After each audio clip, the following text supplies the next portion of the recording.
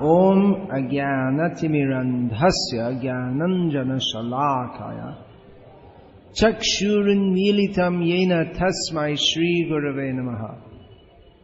Occasionally in the Gauriya magazine, the Bengali magazine of the Gauriya monks, during the time of Srila Bhaktisiddhanta Saraswati Thakur's manifest presence, there were articles published under the heading Paramarthik Bhugol, which means spiritual geography, or more precisely Paramarthik means that which is concerned with the topmost meaning or the topmost value. These articles would describe visits of Srila Saraswati Thakur and his disciples to holy places. So in that spirit, I wish to discuss now about the spiritual geography description of, briefly, of Kerala, and especially this area or this place, Thiruvananthapuram. I think for many devotees it may be the first visit to Kerala. How many are coming for the first time? Please. Yeah, most. Many. I myself, not many times. I can probably, about 5 or maybe this is my 5th visit like that. Apart from going through on the train, traveling from Tamil Nadu to Mangalore. That many times I've been through, but haven't visited so many times. So we're talking about the geography or the features of this place which are connected with the highest goal of life.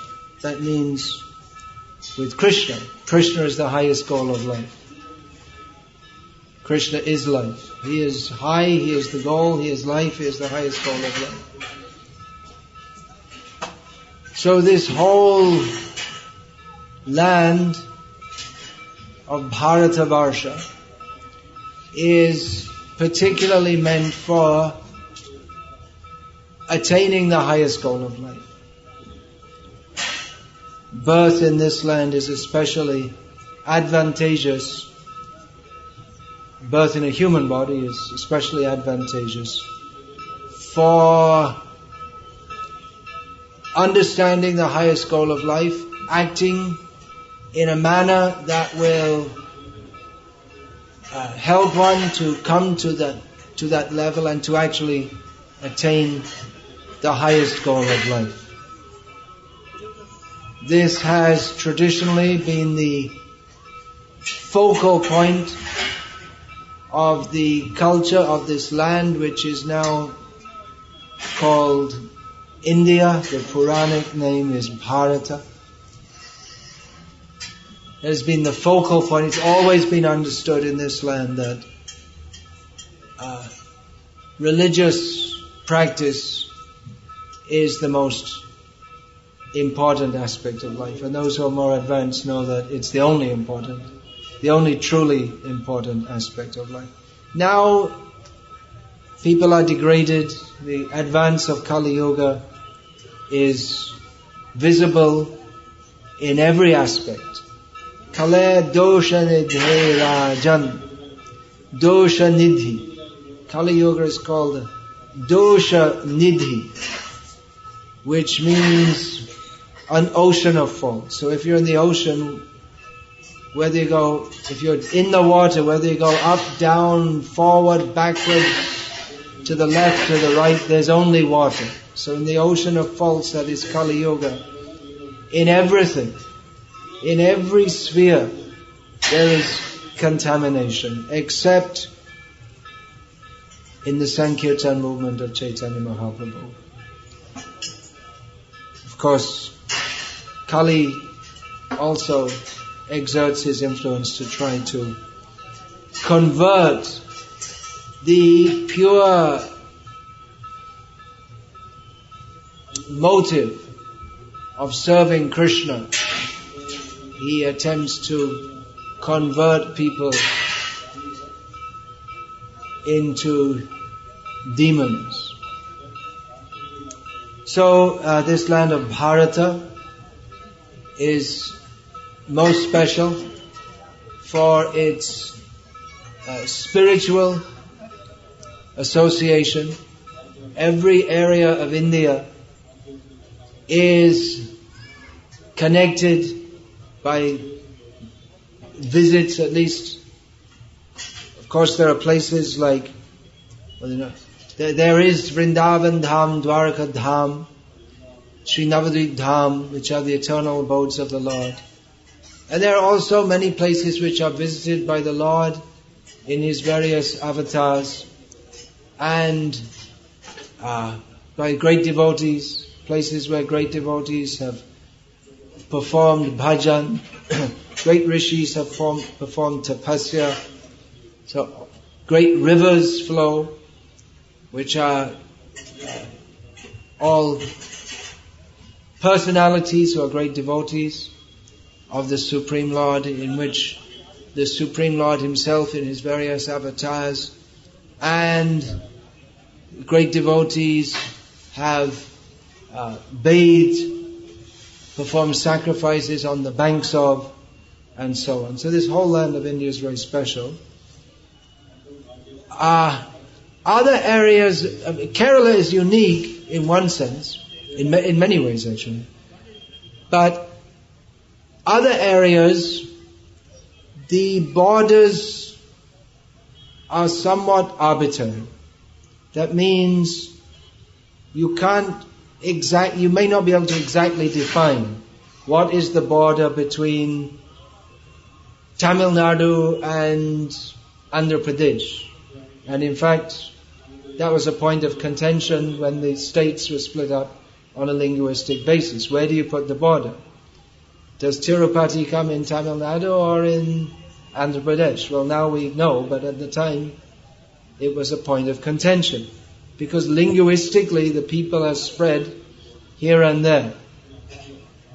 And even just like Karnataka, they made it one state, although they're all on the basis of Kannada language, although there are whole areas in which the Kannada language was never spoken before they made it the state language. It was never spoken. In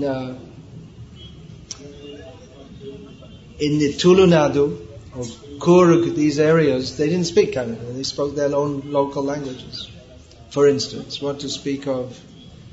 Anyway, I don't want to get into more detail. It's Konkani, so many Marathi, there's so many.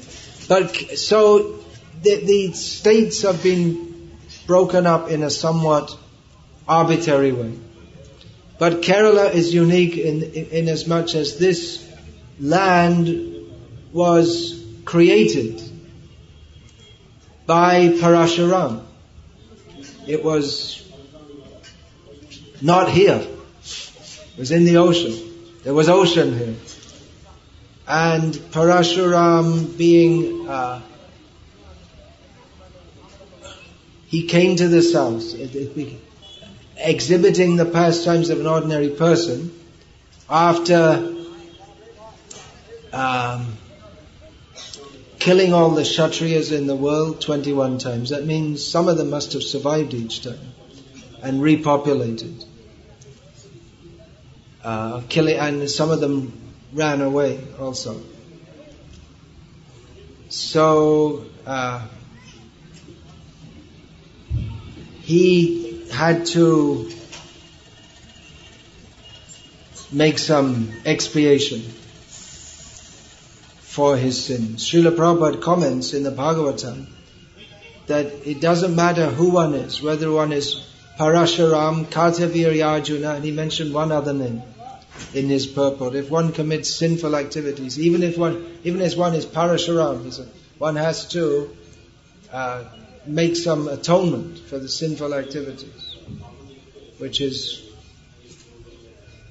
quite an amazing comment, saying that Parashuram is Vishnu avatar,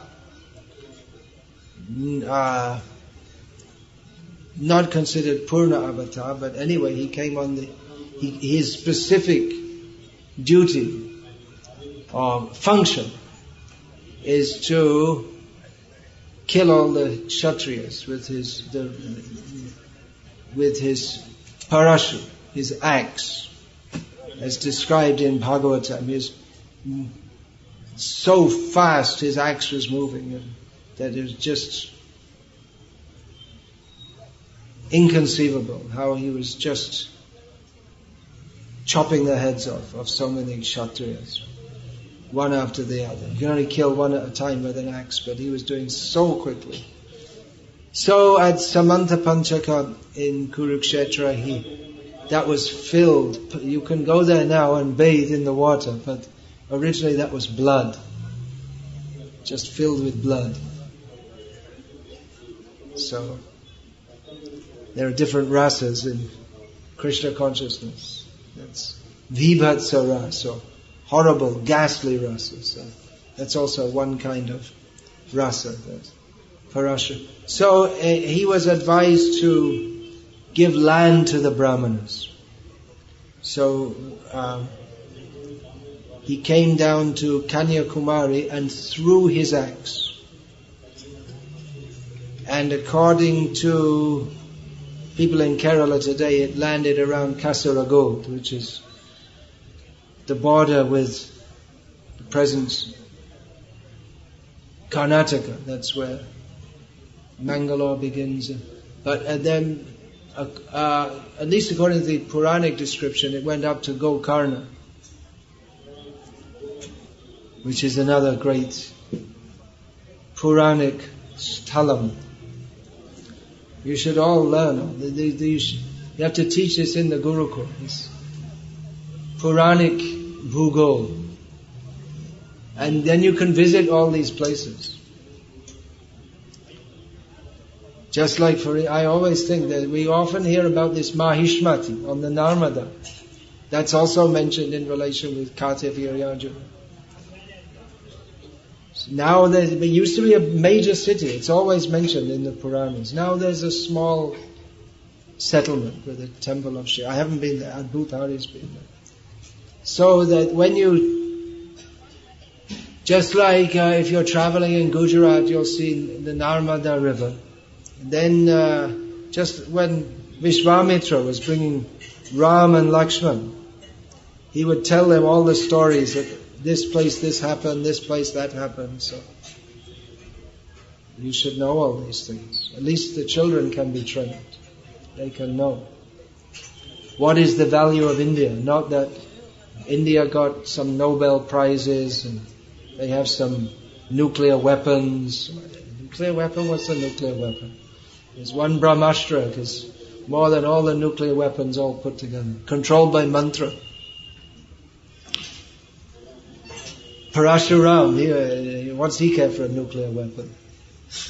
There's no nuclear weapon's going to do anything to him. He'll just look at it and it'll just be diffused just by looking at it.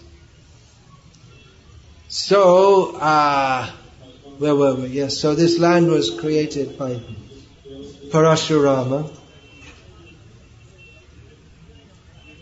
And the people of Kerala, at least those who still believe in Vedic culture, almost half the population is now away from Vedic culture. I mean, they're non-Hindus. Hindus also, they're away from Vedic culture, but at least they have some strong semblance of Vedic culture. But those who are Muslims and Christians, they have no, they don't claim allegiance, or rather they're against that, unfortunately. So, Parashuram is considered the father of Kerala, although the culture is more connected to another avatar, Vamanadeva, and especially to Bali. So this is a little difficult to work out because Vamana needs research. Ever heard that word before, research?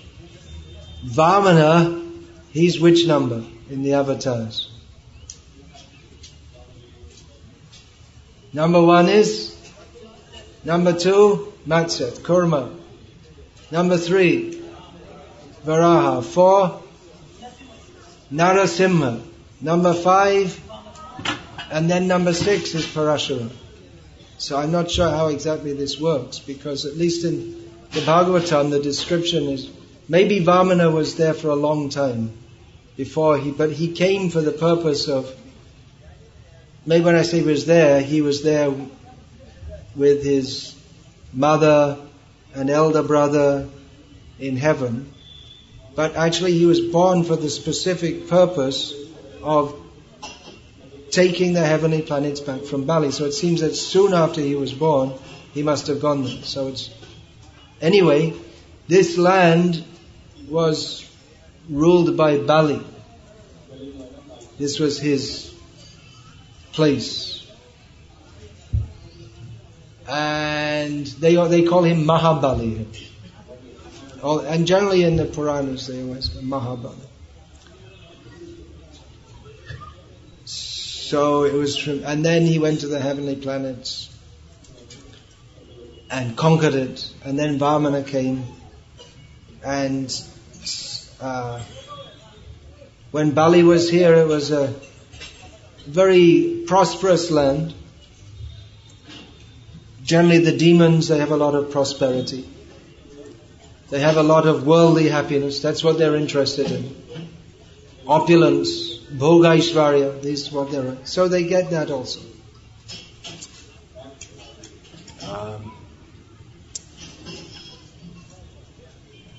And actually today also you can see that naturally this land is very opulent. Opulence doesn't mean factories, but opulence means where there's plenty of water, fertile land, and auspicious trees like coconut, mango, betel, palm tree, which are all in abundance here. One of the features of modern Kerala is that the population is said to be 100% literate. And interestingly, for those who are very interested in, we have to improve the nation by sending everyone to school and getting them all literate. It's also a state where the employment level is very low and the average income is not so good either. So how does that connect? Literacy is supposed to make you opulent, but it doesn't work necessarily. Hasn't worked here. This land was very opulent before they brought in all this idea of factories and send your children to school. They were doing better without all of that. And in fact the whole world was doing a lot better without it. So modern Kerala,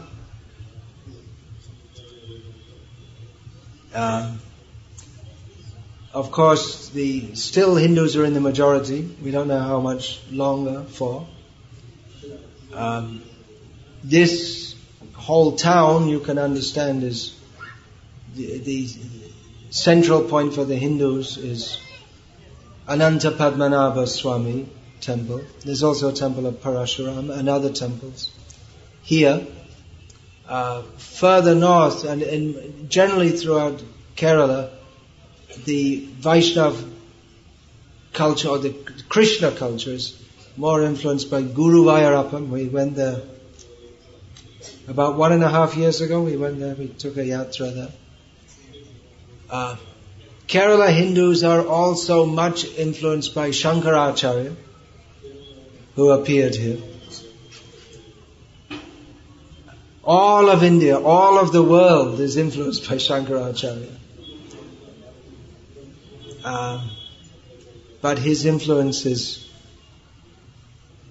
particularly strong here. Other modern influences are Marxism, communist strongholds in India since independence and democracy and all this stuff. Everyone votes.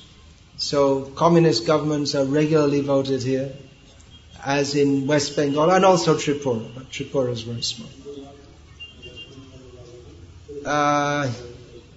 Christianity has been very strong here.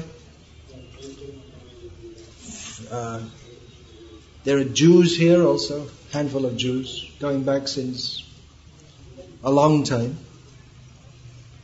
There were Christians here before the Saint Francis Xavier here, and chopped a few people's heads off, and in this way spread the message of love of Jesus and made some Christians. If you want to keep your head on, you have to be a Christian.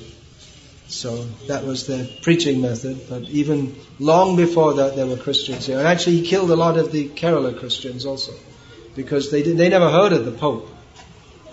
So he told them, you have to believe in the Pope. And he said, who? And he said, chop your head off.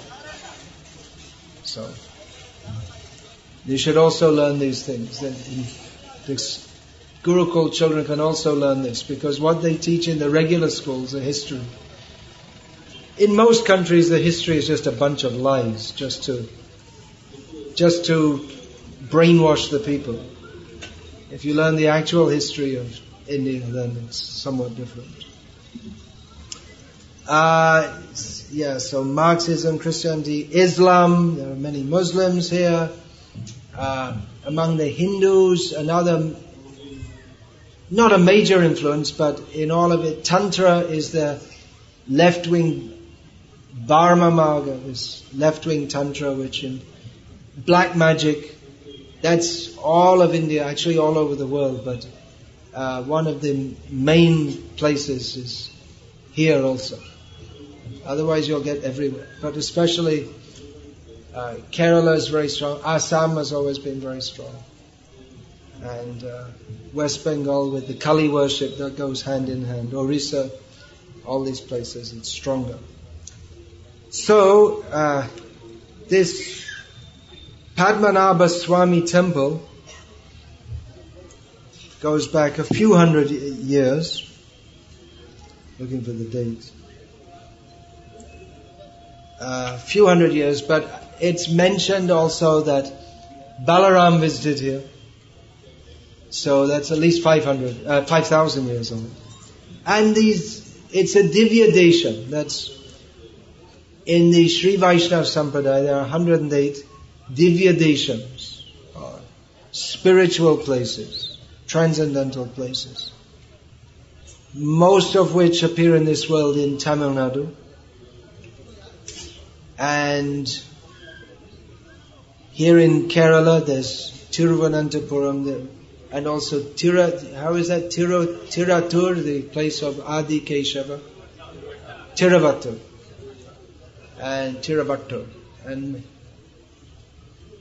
some other, I can't think of any offhand. Janardhan temple, maybe, I don't think that's included in Divya Deshams. So there are a few here, and then in Karnataka, mostly in Tamil Nadu, and also in Mathura, Govardhan, like that. And then there are also in Nepal, the Muktinath, and then you have the Parampadam, which you have to leave this world to go there. So this is one of the Divya Deshams. It means very ancient. It means that practically the history, you can say this temple was built in such and such a time, but it's really a spiritual place that's marked by the Lord for His own worship. I should come here. It means even we can say that the worship began at some point in time, but this whole area, it's a manifestation that's marked out by the Lord. This is where He is to come. Even if He hasn't come, it's already marked out. He's going to come there. Just like Sri Rangam, the Lord wasn't there, but He came there. He had the place marked out already. So these are all spiritual places of the Lord's residence. So Balaram visited here. Madhvacharya in his Digvijay Yatra, conquering everywhere. There's two ways of conquering. One is kings, they go out and conquer, and another is that Pandits go and conquer. Vaishnavas are not interested in conquering for the sake of name, fame and glory for themselves, but they would go and conquer to establish the proper Siddhanta and bring people to the proper purpose of life, which is Vishnu Bhakti. So Madhvacharya on his Digvijay tour, he also came here. Sri Chaitanya, before that Nityananda Prabhu almost certainly came here. It's not exactly mentioned in Chaitanya Bhagavat, as Guru Vaya is not mentioned in Chaitanya Charitamrita. But Ananta, this place is mentioned in Chaitanya Mahaprabhu's tour of South India. He visited here, he was here for 2 days. Gora Mara Jeshabasthane Karalo Brahmana Range Sheshabasthana Heribawami Pranai Bhakata Sangha. Bhaktivinoda Thakur, voicing the aspiration of all devotees of Chaitanya Mahaprabhu, says that all the places that my Gora, our Gora, he visited very happily on his travels, I wish to visit all those places in the company of loving devotees. So we are fortunate to visit this place, which is Gaura Padankita Desha. It's marked by the lotus feet of Sri Chaitanya Mahaprabhu. And although others may not be very happy to hear it, but actually the fact that Chaitanya Mahaprabhu has come here is more important to us than even the visits of other great Vaishnava acharyas. Bhaktisiddhanta Saraswati Thakur, he also visited here and was treated as a state guest by the Maharaj of Travancore. This was this kingdom area was Travancore, it was called. This was never officially, there's one of these states of India that was never officially ruled by the British. It was officially independent, although the kings didn't really have the independence to do what they wanted, but they were they had a British advisor with them, which meant that they had to do what he said. But they were nominally independent. So the Maharaj of Travancore, he treated Saraswati Thakur as a state guest. He personally showed him around the temple, and Bhaktisiddhanta Saraswati Thakur explained to him the teachings of Chaitanya Mahaprabhu in relation to the other Vaishnava acharyas of South India. That means particularly Madhva and Ramanuja and their followers, because the teachings of Madhva, chronologically Ramanuja, then Madhva, their teachings have been developed also. We understand their teachings through other acharyas who came later. And that's there with all the Vaishnava acharya, and even with the Mayavadi acharya, Shankara. His teachings as they are taught now, if they're taught, better they're not taught, but if at all they're taught, it's taught through other acharyas who have come in the line, and in the line of the Vaishnava acharyas, there have been acharyas who have clarified certain points magnified certain points and made it clearer, solved certain controversies. And in the line of Shankara, they made the mess worse. That's what the definitive acharyas have done. They made the nonsense even more nonsensical.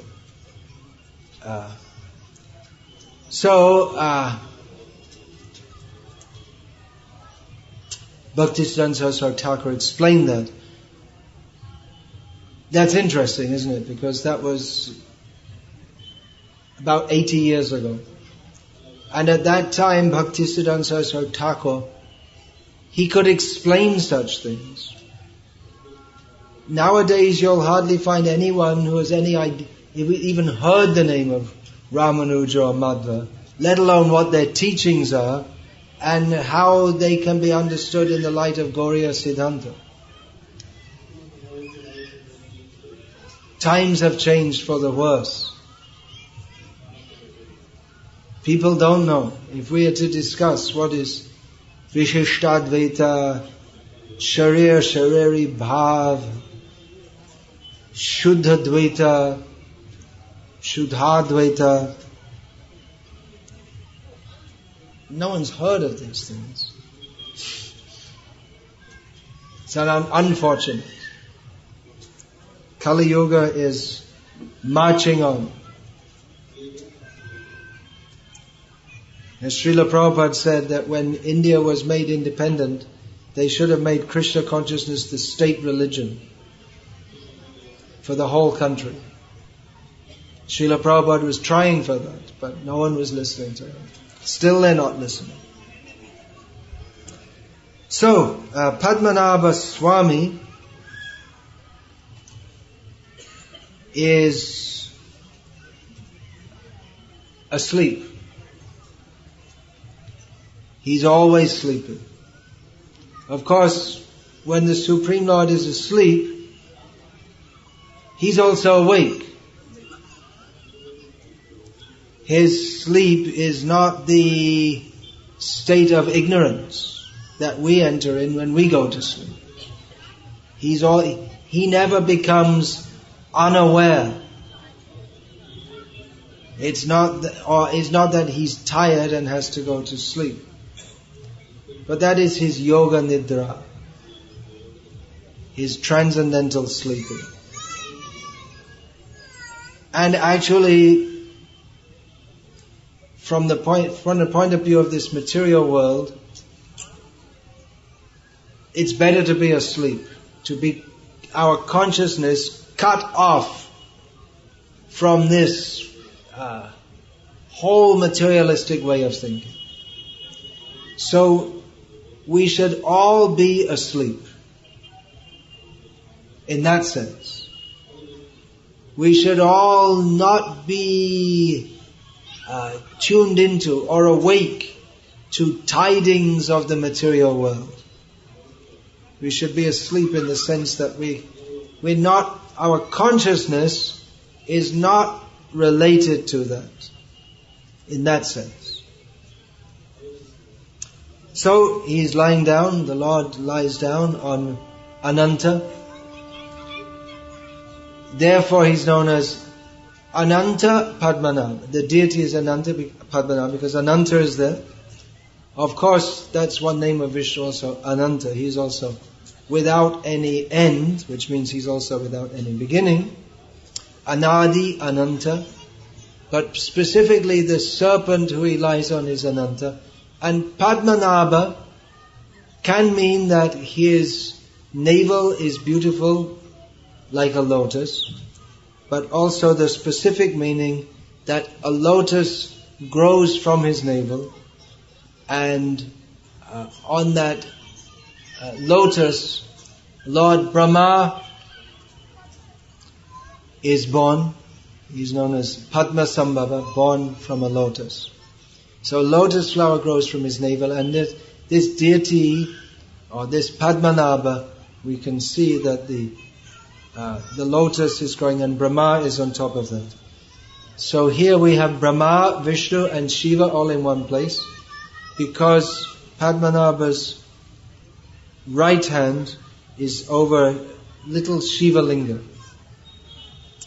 So we have Brahma, Vishnu, Mahesh, all in one place here.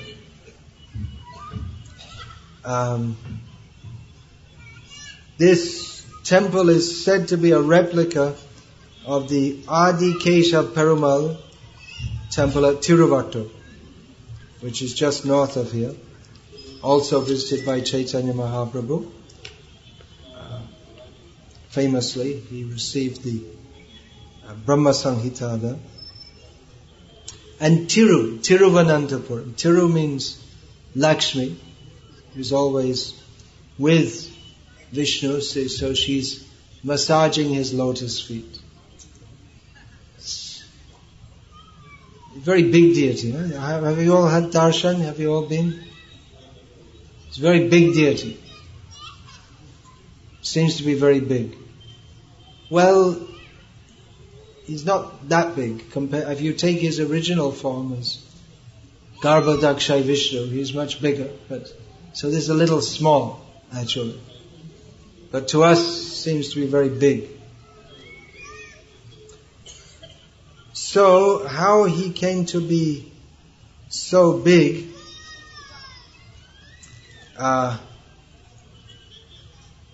Bilvamangal, he's also said to be from Kerala. There are different stories about him. Also known as Divakamuni. Now, we know that Bilvamangal, who later went to Vrindavan, but he was residing near the Anantapura temple in Kasaragod.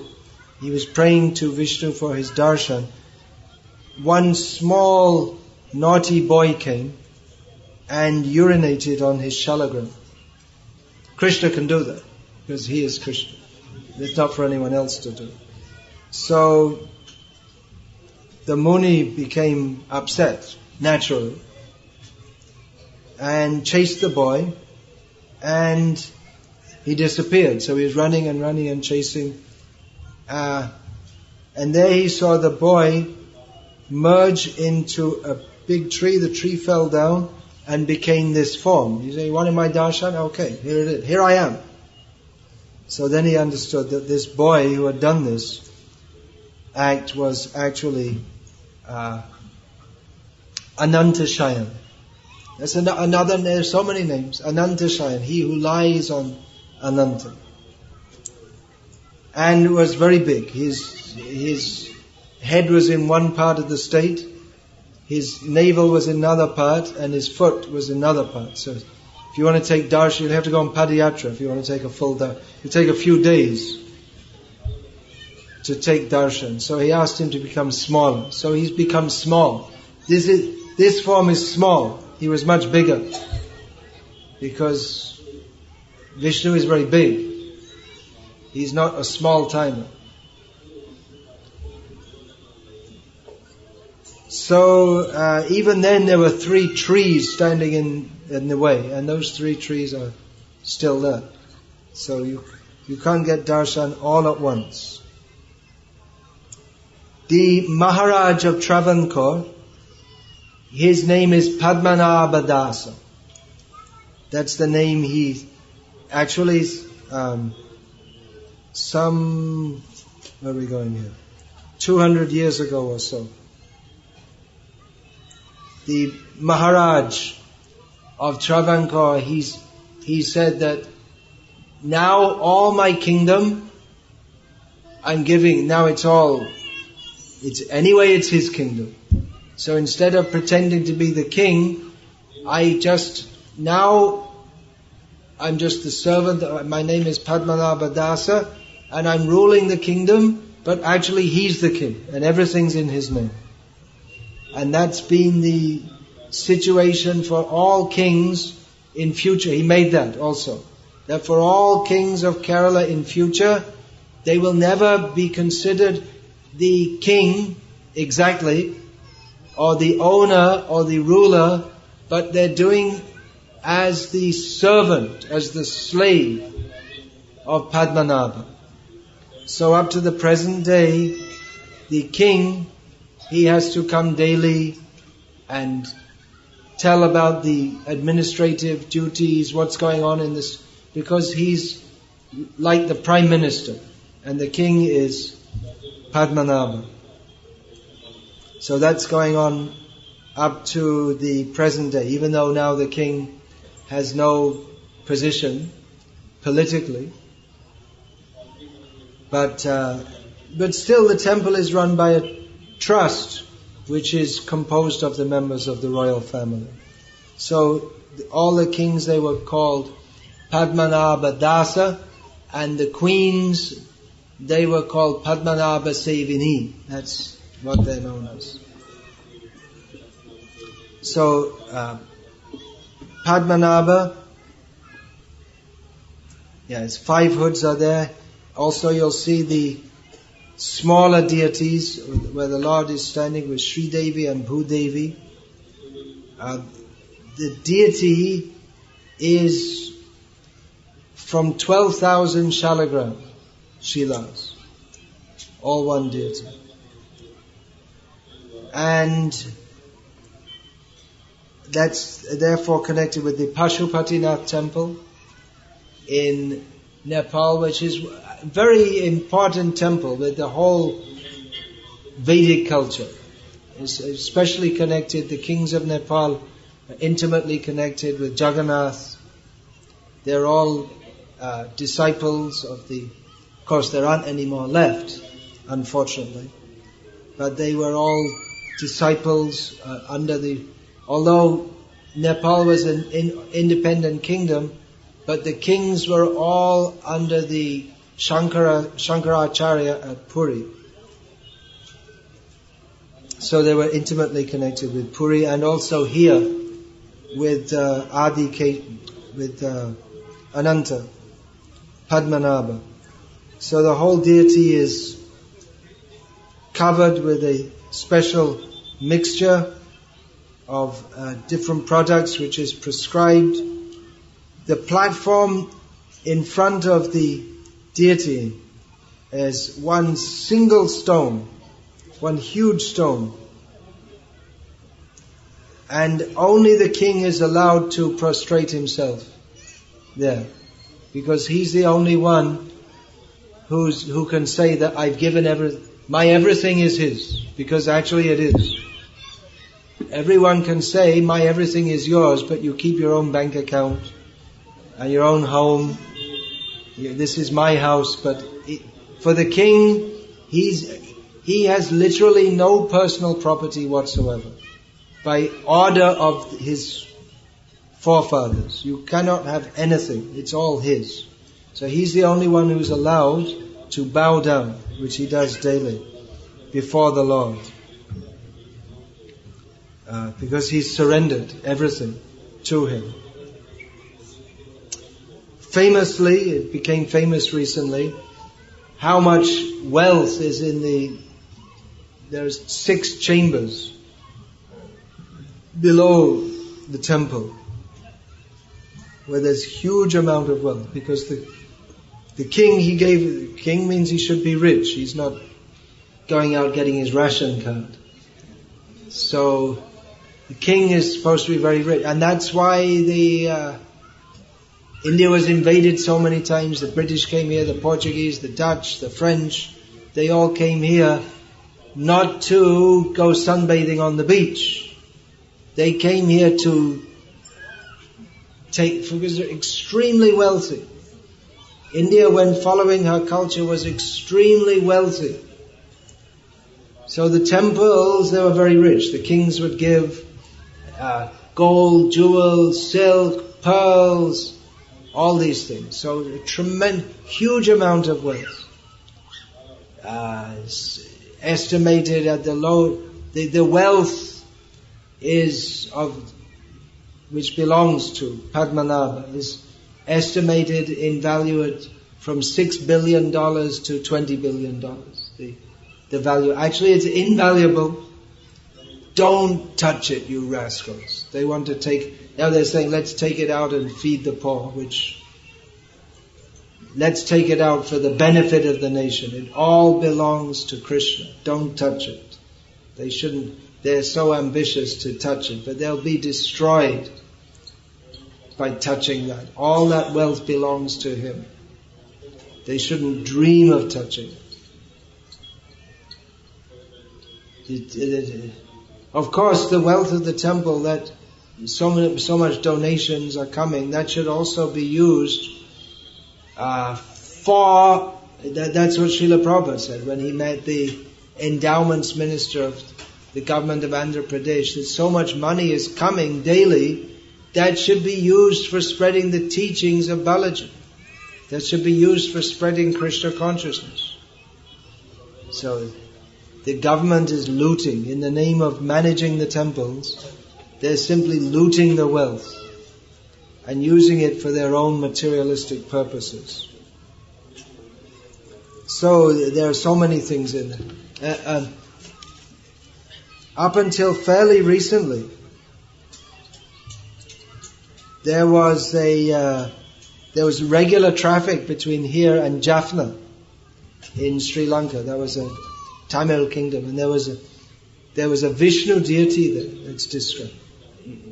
Maybe you could. Did you hear of that? You should investigate that. What happened? There was a Vishnu deity which was man-sized, fully gold, with huge eyes of rubies which would glow at night. You can investigate that. There was a highly opulent kingdom. Again, the British took over. We don't know what happened now. Now Sri Lanka is supposed to be a poor country, but there was so much wealth there. So that's described. There was regular traffic.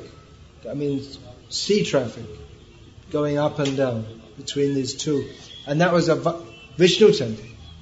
So you should find that out and propagate that. They're saying that this is all Shiva's country, but the Vishnu worship was there also.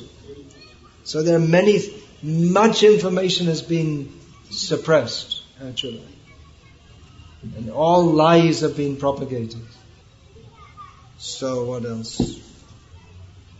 Oh yeah, it said that this temple of Ananta Padmanabha, of course, being Divya Desham means that it's praised by various alvas, Namalva. I got a reference that it's mentioned in 7 Puranas, including Bhagavat Purana, but I couldn't find any direct reference to this temple in the Bhagavat Purana. It's mentioned also said to be mentioned in Brahma Purana, Brahmanda Purana, Skanda Purana, Varaha Purana, Padma Purana, and Matsya Purana. So,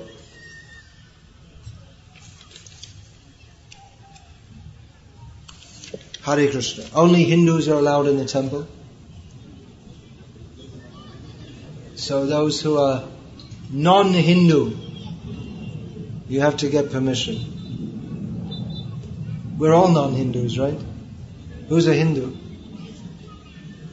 That's what we're supposed to understand. Sarvopadi vinirmuktam. We're not professing the Hindu faith, but anyway, they have their ideas. And if you want to have darshan, you have to pretend you're a Hindu. You have to say you're a Hindu. So, devotees with white skins, you have to say, you have to go and get permission. So that will be arranged by our local ISKCON temple here. Yeah, I didn't say it should go without saying that every major city in India has an ISKCON temple. Actually not, up to date, still there are some places which don't have, so that should be rectified. I was saying all the influences. The influence of Shankaracharya is very strong. Marxism, Islam, Christianity, so we should recover this state for Krishna consciousness. Make Srila Prabhupada very well known. Everyone should worship Srila Prabhupada. They can be a Christian if they want. They can say Jai on Jesus and Gaur Premanande Hari Hari Bo also. Why not? If you best want to understand the teachings of Jesus, then you have to read Srila Prabhupada's books. That's a fact. In fact, you can't understand his teachings at all unless you read his books. We should tell people like that. Jesus said, "Our Father who art in heaven." Well, you want to know about our Father who art in heaven? Read Srimad Bhagavatam. You'll get all the information you need. In fact, he's not even in that heaven that you're thinking about. That you want to go to heaven, that's Indraloka. That's Taitam Bhukva Swarga Lokam Vishalang Shine Punya Martya Lokam Vishant. That's just a place where you go up and come back to. But the real place we have to go to is beyond the material heaven, the spiritual world. So that's where Jesus was pointing us to, not to some place where it's just like you go to a party. There's some apsaras and there's some somaras. You drink, you dance, you have some dancing girls, and then when it's over, it's back to work, Monday morning. So it's like a weekend fantasy, going to the heavenly planets. But the real thing is back home, back to Godhead.